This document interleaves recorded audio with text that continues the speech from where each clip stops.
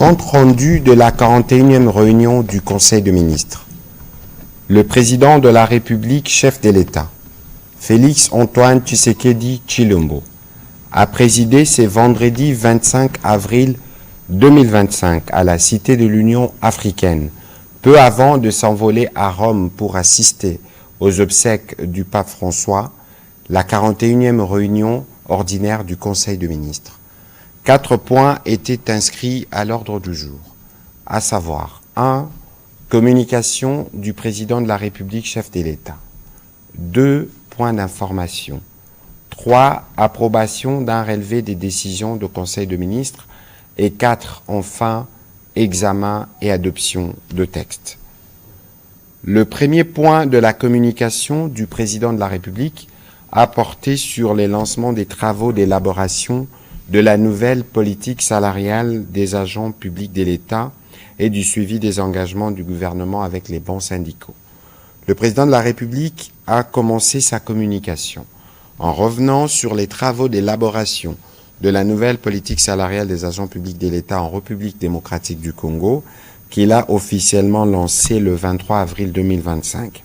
Cette initiative vise à instaurer davantage de justice sociale, à valoriser notre fonction publique et à moderniser notre administration. En effet, notre fonction publique est depuis plusieurs années marquée par d'importantes inégalités en termes d'octroi des primes et avantages conséquents entre certains ministères et services. Ces déséquilibres créent un sentiment profond d'injustice des motifs de nos agents publics et engendrent un désintéressement qui nuit gravement au rendement des services. C'est face à ces constats que le président de la République a pris la décision d'impliquer le gouvernement dans la mise en place d'une politique salariale équitable et moderne et durable.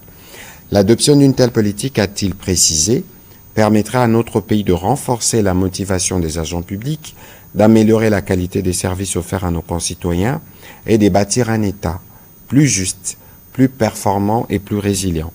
Le président de la République en a appelé donc à l'implication de chaque membre du gouvernement.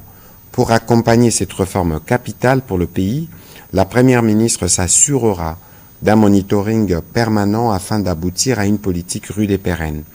Par ailleurs, il a rappelé que le gouvernement avait pris 2 engagements avec les différents bancs syndicaux dans le but d'améliorer les conditions salariales des agents publics. Il est aujourd'hui nécessaire d'évaluer en profondeur ces engagements afin d'intégrer les résultats dans la politique salariale en cours d'élaboration. Dans cette perspective, il a instruit le gouvernement à produire dans un délai de 30 jours une feuille de route détaillée de la mise en œuvre de l'ensemble de ces engagements.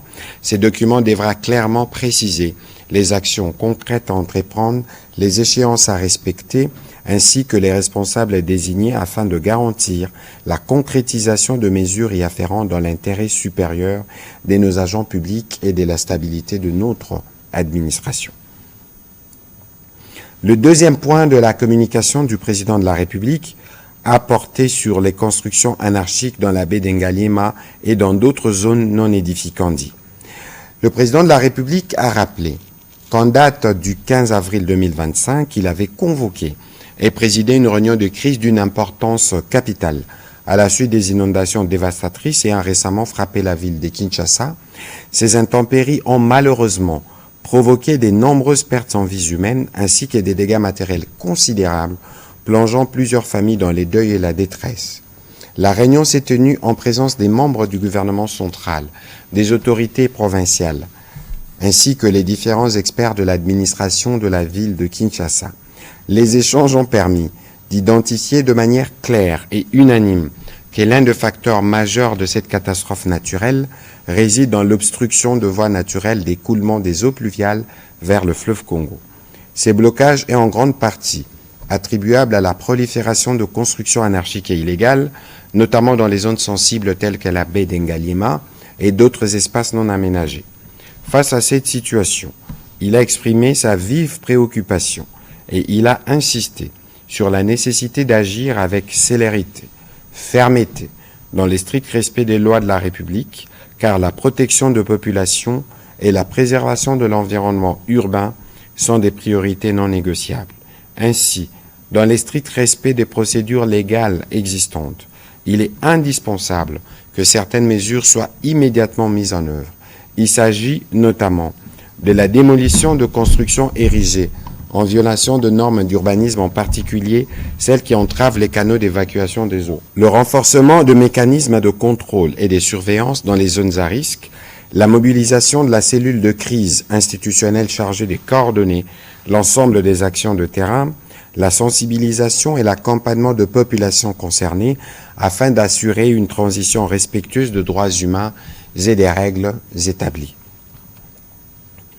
Le vice-premier ministre, ministre de l'Intérieur, la ministre d'État, ministre des Affaires foncières, le ministre d'État, ministre de l'Aménagement du territoire, les ministres de l'Urbanisme et Habitat, le ministre délégué près le ministre de l'Urbanisme et Habitat en charge de la politique de la ville, ainsi que l'ensemble de ministres sectoriels concernés, membres de la cellule de crise, y compris le gouverneur de la ville de Kinshasa, sont invités à garantir l'exécution rigoureuse de ces décisions dans un esprit de responsabilité, de justice et de solidarité nationale.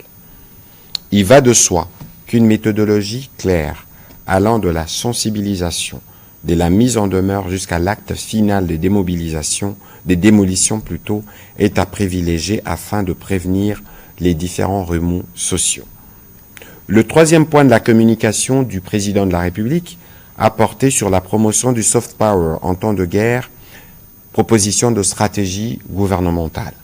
Dans la suite de l'organisation, le 22 avril 2025 à Paris en France, du concert Solidarité Congo, et au regard de son impact symbolique, politique et culturel, le président de la République a estimé nécessaire d'engager une réflexion stratégique sur la consolidation du soft power congolais pour renforcer l'unité nationale et projeter une image positive de la République démocratique du Congo sur la scène internationale dans un contexte encore marqué par un conflit armé persistant. Ces leviers devient désormais essentiel.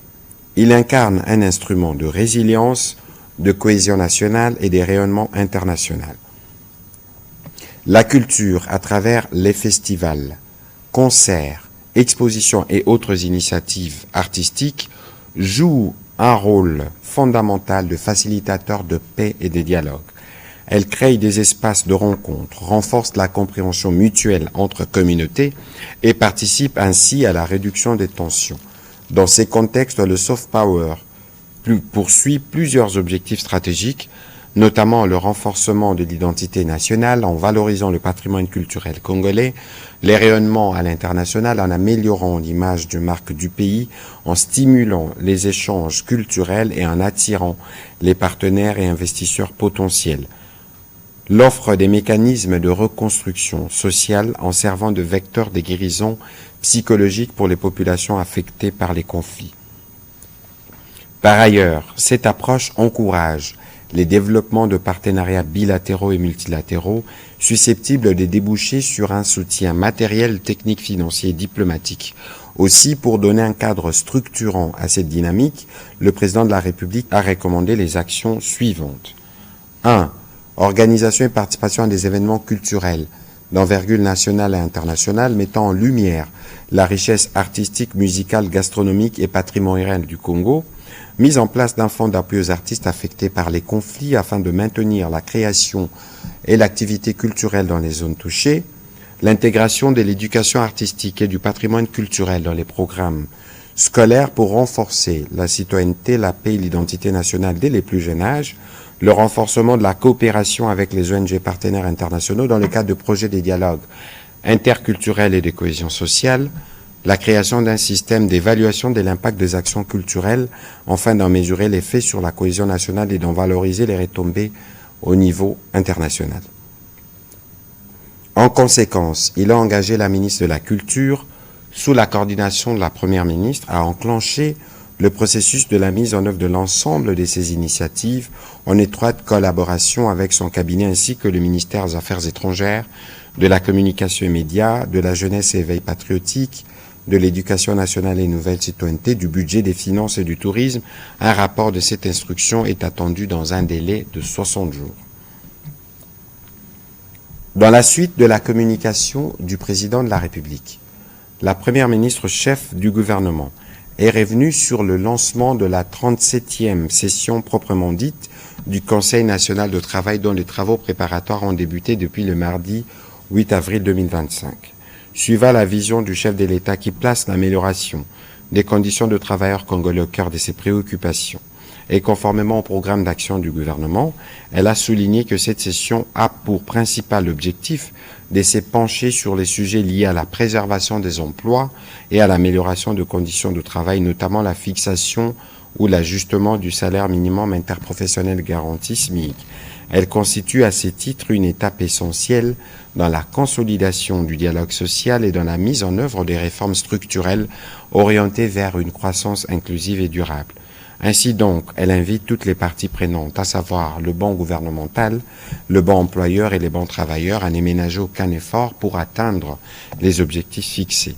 Sur un autre chapitre, elle a évoqué les cas de l'évasion à la prison de Kasongolunda, dans la province du Kwango, le 18 avril 2025, que le gouvernement suit avec une vive attention. Elle a ainsi demandé aux ministres concernés, Justice, Budget et Finances, de faire diligence notamment pour la réhabilitation de cette prison. Cette évasion met en lumière l'importance de la poursuite du processus de désengorgement des établissements pénitentiaires en collaboration étroite avec le parquet et l'accélération de partenariats publics-privés pour la construction et ou la réhabilitation de nos prisons et maisons d'arrêt telles que prévues dans les programmes d'action du gouvernement et conformément aux instructions du président de la République. Au deuxième chapitre du Conseil de ministres de ce jour, relatif aux points d'information, État et administration du territoire. Le vice-premier ministre de l'Intérieur a présenté au Conseil l'État et l'administration du territoire national. L'état d'esprit de la population a été marqué cette semaine par la déclaration conjointe des représentants de la République démocratique du Congo et de l'AFC M23 à Doha qui ont affirmé d'un commun accord leur engagement pour une cessation immédiate des hostilités. Dans le chapitre politique, il y a lieu de noter la suspension des activités du parti politique PPRD sur toute l'étendue du territoire national. Cette suspension constitue un acte pédagogique en direction de tous les partis politiques qui doivent toujours se rappeler leur devoir de contribuer par leurs actes, actions et attitudes à la consolidation de l'unité et de l'intégrité territoriale. Brossant les faits liés au banditisme et à la criminalité, il a évoqué les succès enregistrés de l'opération Ndobo, bien que d'autres modes opératoires se développent, notamment les braquages au cours desquels il est fait usage des armes à feu dans certains coins de quelques communes de Kinshasa. C'est le cas également dans la province du Haut-Katanga où des cas d'intrusion d'hommes à tenue civile munis d'armes blanches ont été signalés à Lubumbashi et en Kampemba. Des dispositions ont été prises pour y faire face. Toujours sur ces chapitres sécuritaires, il a été complété par le vice-premier ministre de la Défense qui a passé en revue la situation sécuritaire sur différents fronts dans l'est du pays où une relative accalmie a été observée dans les lignes de front. Il est aussi revenu sur les opérations conjointes FARDC-UPDF qui ont contraint des groupes armés, notamment Codeco et Zaïre, actifs en territoire de Djougou, à réduire sensiblement leurs activités meurtrières contre la population civile. Au sujet de la situation épidémiologique, au nom du ministre de la Santé publique, Hygiène et Prévention sociale en mission, la ministre d'État, ministre de l'Éducation nationale, a présenté la situation épidémiologique du pays. Par rapport à la semaine précédente, la tendance du Mpox à la 15e semaine est marquée par une augmentation de cas suspects, passant de 1453 à 2044. Un cumul de 521 048 personnes sont vaccinées depuis les débuts des opérations. Quant à l'épidémie de choléra, comparée à la semaine passée, la tendance à la 15e semaine est marquée par une hausse de nombre de nouveaux cas passant de 1134 à 1198 cas suspects, dont 22 décès, soit une létalité de 1,8%. Les dispositifs de riposte est opérationnel. Abordant la situation sanitaire dans les parties sous occupation, il a fait état de 68 nouvelles admissions de blessés par balle enregistrées du 15 au 24 avril dans les formations sanitaires de Goma. Côté épidémiologique, sur les 318 cas suspects des Mpox, 122 cas ont été confirmés cette semaine et 270 cas suspects des rougeoles ont été également notifiés. Dans le Sud Kivu, 46 nouvelles admissions des blessés, 4 décès ont été enregistrés sur la même période dans les formations sanitaires de Bukavu. Côté épidémiologique, 448 cas suspects Mpox ont été détectés et 3 décès déplorés alors que 131 cas suspects de rougeole et 4 décès au cours de cette semaine. Revenons sur la situation sanitaire dans la ville de Kinshasa.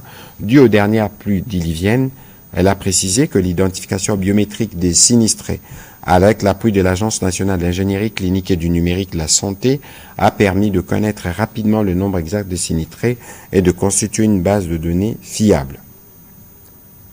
Au 22 avril 2025, il a été enregistré un cumul de 537 912 personnes touchées, 168 blessés, 78 décès et 7 disparus, 80 établissements de soins de santé touchés, 25 145 ménages affectés dans 10 zones de santé, plus de 700 000 personnes sinistrées dont 4 303 femmes et 2 797 hommes sont hébergés dans 3 sites principalement, les stades de Martyr et les stades Tata Raphaël. Un nouveau site d'hébergement a été ouvert au stade municipal de Bandalungwa et un autre à Kinkole. Les sites d'hébergement des Liti Lumumba et des Liti Kitomesa ont été fermés.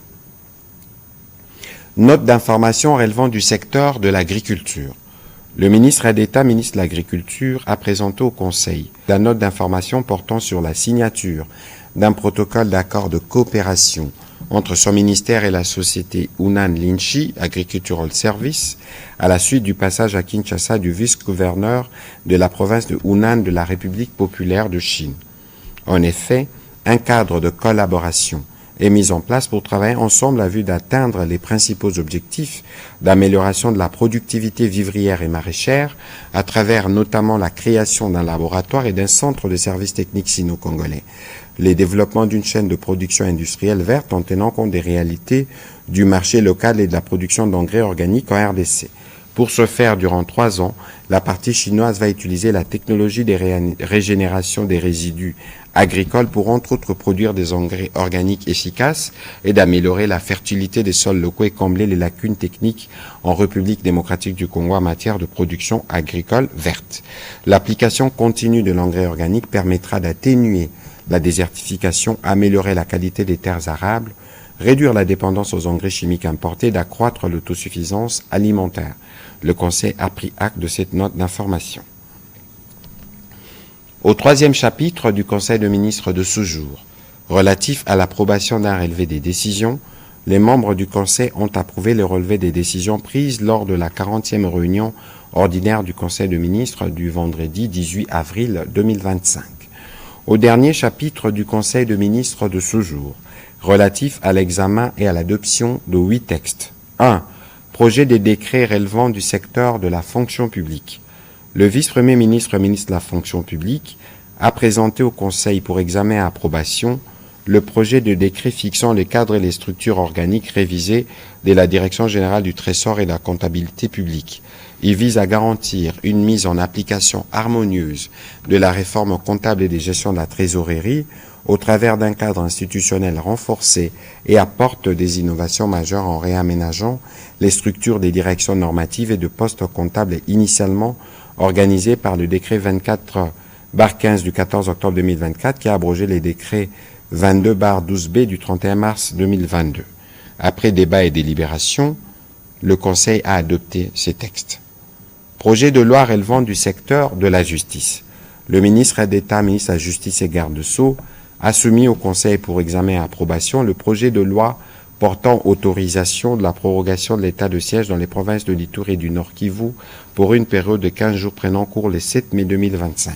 Après débat et délibération, ces textes ont été adoptés. Projet des textes relevant du secteur de finances. 6 textes ont été soumis au Conseil de ministres de ce jour par la vice-ministre, ministre des Finances.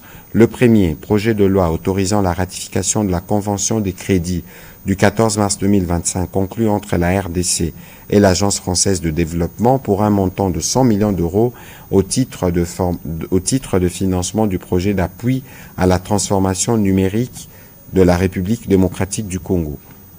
2. projet de loi autorisant la ratification de l'accord de crédit du 25 novembre 2024 conclu entre la République démocratique du Congo et l'Association internationale de développement pour un montant de 400 millions de dollars américains au titre de financement du projet de transformation numérique dans le cadre de la numérisation inclusive à l'Est et au Sud de l'Afrique utilisant l'approche programmatique multiphase.